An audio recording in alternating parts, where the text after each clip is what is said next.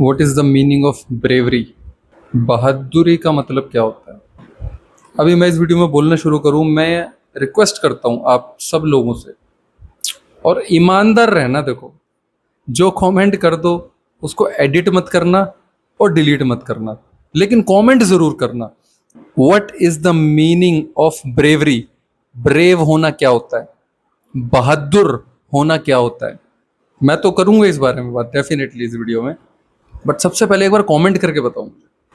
Edit मत करना और डिलीट मत करना।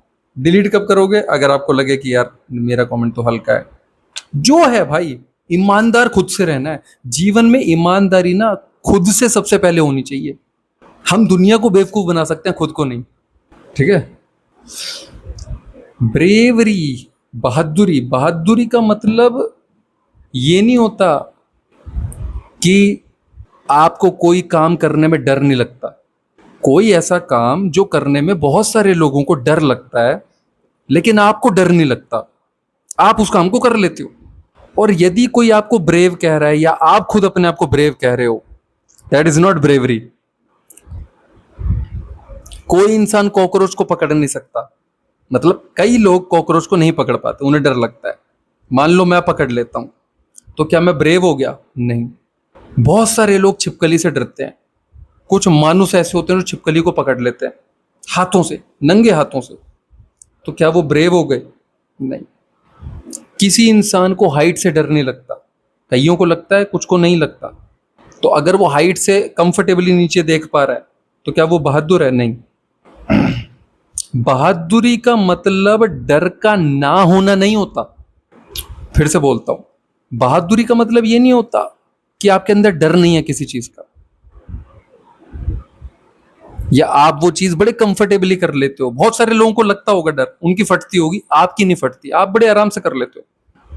और आप कहते हो आप ब्रेव हो, या दुनिया आपको कहती है अरे कितना बहादुर है, अरे भैया कितना ब्रेव है। नहीं।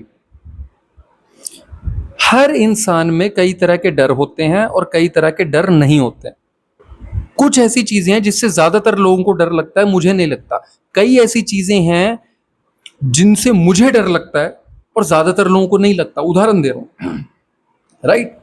हम सबके डर सेम नहीं होते कि सबको सेम ही चीज से डर लगता है। कईयों को कुछ चीज से लगता है, कईयों को उसी चीज से नहीं लगता। ऐसे होता है। अब हम सुनते हैं ब्रेवरी, बहादुरी की असली परिभाषा क्या है। मैंने बोला बहादुरी का मतलब डर का ना होना नहीं होता। बहादुरी का असली मतलब होता है डर का होना, लेकिन डर के होते हुए भी आप वो चीज कर जाओ, उसे कहते हैं बहादुरी। डर है, आपको डर लग रहा है, डर लगता है उस चीज से, उसके बावजूद भी अगर आप वो चीज कर जाओ, दैट इज बहादुरी, दैट इज ब्रेवरी। वो नहीं कि डर ही नहीं लगता और आपने वो चीज कर दी। अरे डर तो तेरे को लगता ही नहीं है ना भाई, तेरे को लगता ही नहीं है डर। अब तूने वो चीज कर दी तो उसमें क्या उखाड़ लिया तूने? तेरे को तो डर लगता ही नहीं था। तू वो चीज करना जिससे तेरी फटती है बहुत तगड़ी, वो चीज करके दिखा। उसकी भी तो फटती होगी किसी से, किसी चीज से। तो बहादुरी इज नॉट डर का ना होना, दैट इज फियरलेसनेस। फियर है ही नहीं। अरे फियर है ही नहीं तो आप आराम से कर लोगे ना।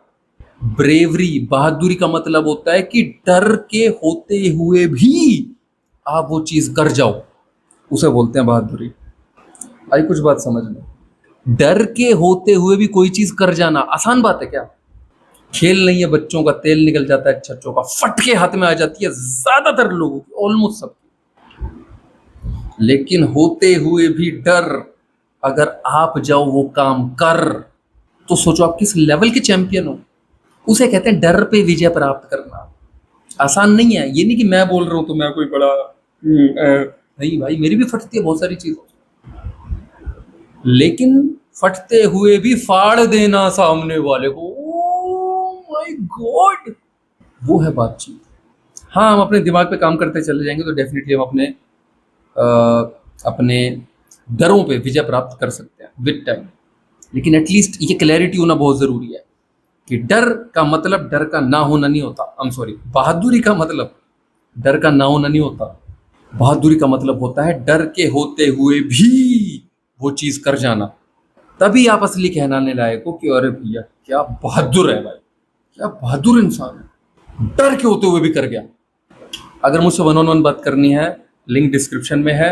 English speaking it's a very important skill, it's a very important tool you can call it in order to grow in life. और बहुत सारे हमारे रास्ते, बहुत सारी अपॉर्चुनिटीज खुल जाती हैं। तो English speaking without learning grammar और टेंसेस और एनी टेक्निकलिटी, मैंने किस तरीके से अपनी इंग्लिश पे काम किया और थोड़ा बेहतर हो पाया, लिंक डिस्क्रिप्शन में है।